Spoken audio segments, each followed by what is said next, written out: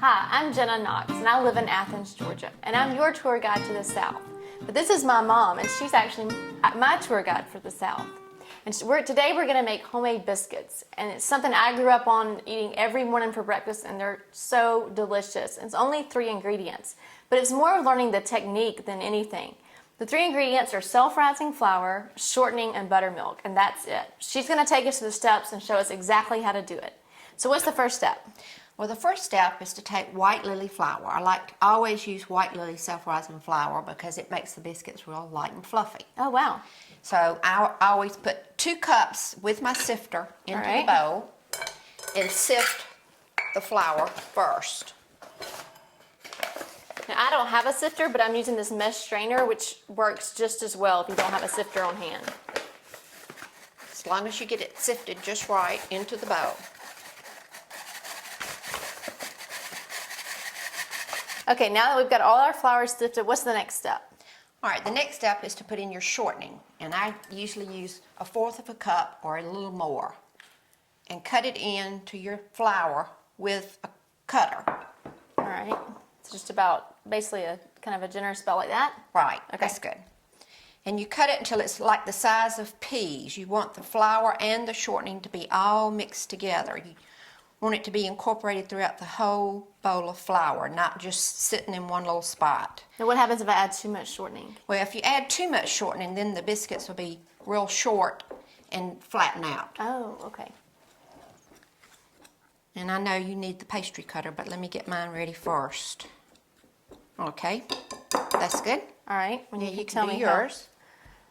Just keep going until it's about the size of peas, and make sure it's mixed all through the bowl and all the flour is incorporated with the shortening. All right. Now, could I use like cold butter instead of shortening? I've seen recipes used with butter, but I just prefer using shortening in mine.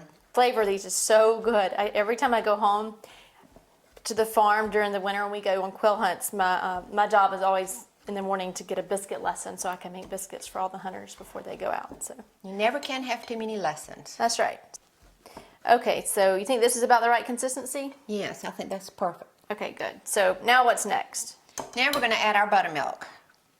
You think that's enough or do we need more? Well, let's try and see how much. We want to get all the flour and the Crisco mixed with the buttermilk until it leaves the side of the bowl. You don't want any dry flour in your bowl. Okay, so you can kind of just add a little, stir it, add a little more if you need to. Yes, you can always add a little more. And if you get too much buttermilk in there, then you can add a little more flour. All right.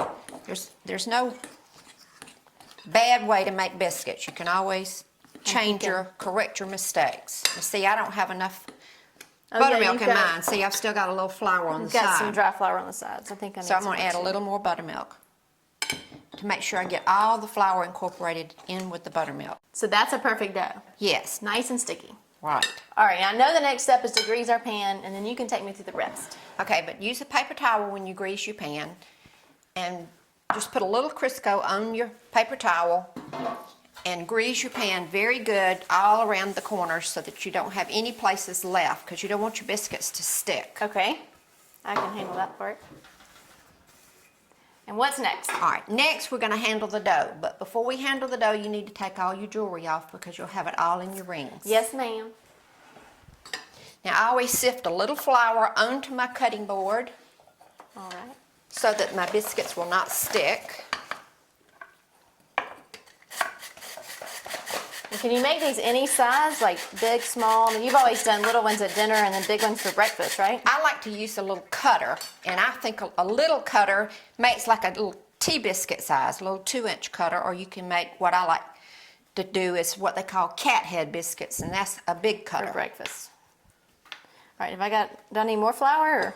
I think that's good. Okay. Now we'll turn our dough out of the bowl onto the board. And it's going to be sticky, so make sure you put your both hands in the flour before you handle the dough so it doesn't stick to you. Oh, okay. You ready? I'm ready.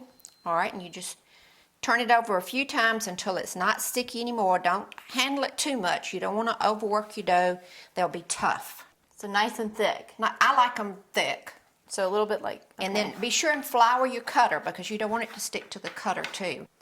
So now we're gonna cut the biscuits. Now I've got a round pan because that's all I have. Does it really matter what size? It really doesn't matter. Now I like to have my biscuits touching. That makes them real soft and tender. If you have them separate and they're not touching each other, then that makes them crisp. Okay. But I like mine to touch. So these look good. Well, they're turning out great. So you can easily double or triple this recipe depending on how many people you have. And you can even use, like I said, any size cutter. I like to use the little bitty cutter when I'm having a little tea biscuit size. Now why do you always do biscuits when we go quail hunting? Because the hunters are always in a hurry to get out there in the woods, and I don't want to be left behind, so that's a quick and fast breakfast for them to have. Nice and filling too. And it lasts with them till lunchtime. Now what do you do with leftover dough if I don't have enough for a biscuit? I pat it back together. You've got enough for a biscuit. Put it back together Okay. and cut it again. I just cut it until I can't cut it anymore and put it on the pan. Sometimes I'll take that last little bit and make what my grandmother used to make, a little roll biscuit. All right. Roll it in your hand and pat it out. You're gonna have more biscuits than me because my And cutter's she liked bigger. to put a knuckle in it. Mash it down with your knuckles. And I used to make y'all, when you were little baby biscuits. So there's one little baby biscuit. All right, so there's my knuckle biscuit. And then we bake these at 500 degrees. 500 degrees. About 15 minutes until they start to really get golden brown on top. And they are delicious, especially when they're hot. So these turned out nice. What do you think? I think you did a really good job for your first try. Well, I had a good teacher. They're all nice and fluffy. They're absolutely beautiful. And these are so delicious fresh out of the oven. And they're going to be great with that strawberry jam on them too. I know, they're going to be delicious. Mama stopped actually at the strawberry patch on the way up in my hometown of Reynolds, and we made some fresh strawberry jam. And this is a really nice way to dress up biscuits for breakfast if you're entertaining.